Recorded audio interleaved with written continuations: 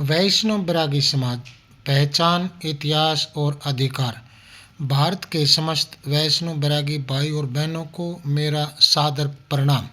आज मैं आपसे किसी व्यक्ति की नहीं, किसी राजनीति की नहीं, बल्कि हमारे समाज की पहचान, इतिहास और अधिकार की बात करने आया हूँ। यह विषय केवल आज का नहीं है, ये हमारे अतीत, वर्तमान और आने वाली पीढ़ियों के विषय से जुड़ा है। हम गर्व से कहते हैं, हम वैष्णव हैं, हम बैरागी हैं। हमारा मार्ग भक्ति, त्याग और सेवा का मार्ग है। हमारा समाज केवल साधना तक सीमित नहीं, बल्कि उसने समय समय पर समाज शासन और राष्ट्र निर्माण में महत्वपूर्ण भूमिका निभाई। समाज का योगदान इतिहास साक्षी है। वैष्णव बैरागी समाज ने धर्म की रक्षा, समाज की सेवा को दिशा दी और जब आवश्यकता पड़ी तो देश के लिए बलिदान भी दिया। लेकिन दुर्भाग्य की बात यह है कि हमारे इस समाज के इस योगदान को या तो दबा दिया गया या जानबूझकर नज़रअंदाज किया गया। आज की आवश्यकता, आज समय आ गया है।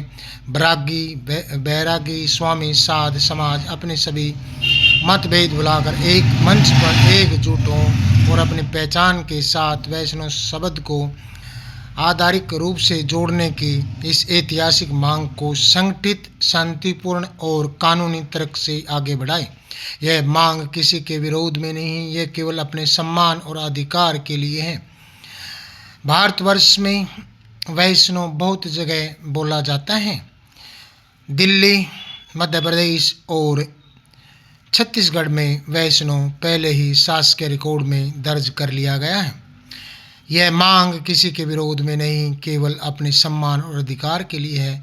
दबाया गया इतिहास, हमारे समाज बंधुओं का इतिहास केवल साधुओं और आश्रमों तक सीमित नहीं रहा। लगभग 200 वर्षों तक छुई खदान और राजनांदगांव की बैरागी रियासत पर वैष्णव बैरागी राजाओं ने शासन किया। यह इतिहास था न्याय, धर्म और लोक कल्याण पर आधारित शासन का, लेकिन इस गौरवशाली अध्याय को इतिहास के पन्नों में दबा दिया गया।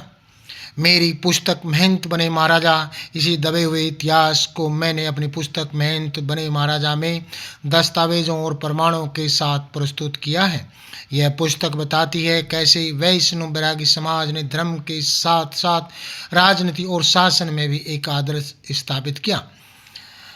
यात्रा बंदूक से कलम तक, मेरी दूसरी पुस्तक यात्रा बंदूक से कलम तक वैष्णव बैरागी समाज के स्वतंत्रता सेनानी, शहीदों और क्रांतिकारियों की गाथा है। वे लोग जिन्होंने देश की आज़ादी के लिए अपने प्राणों की आहुति, आखिरी बूंद तक बलिदान दिया। यह यात्रा है हथियार से विचार तक, संघर्ष से सर्जन तक। जब लक्ष्मीबाई घायल हो गई थी, हमारे वैष्णव बैरागी साधुओं ने उसको बचाया था। 1200 सैनिक बैरागियों के ग्वालियर में महंत गंगादास की बड़ी शाला में रहते थे। उन्होंने उनको रोकने के लिए, काले अंग्रेज़ों और सफ़ेद अंग्रेज़ों को रोकने के लिए अपने जीवन की आहुति दी। 745 बैरागी साधु शहीद हुए, परंतु उन्होंने झांसी की रानी को हाथ तक नहीं लगाने दिया। महंत गंगादास बैरागी ने अपनी झोंपड़ी तोड़कर झांसी की रानी का दाह संस्कार किया। जब लोगों के पास चाकू नहीं थे, उस समय हमारे पास बंदूक, भल्ले, बर्छे और तोप भी थी। हमारा बीरदास बैरागी 23 अंग्रेज़ों को मार दिया था। वह भी इतिहास बहुत लंबा है। इसके बाद राम प्रसाद बैरागी खुफिया संगठन के भारतवर्ष के अध्यक्ष थे। उनको 20 अप्रैल 1857 को फांसी दी थी। बहुत लंबा हमारा इतिहास है। हमारे को राजा महाराजा राज गुरु की उपाधि देती थी। बैरागी शब्द भी गुरु की उपाधि का है। इतने इंसान बैरागी नहीं बनता, उसको गुरु पद प्राप्त नहीं होता।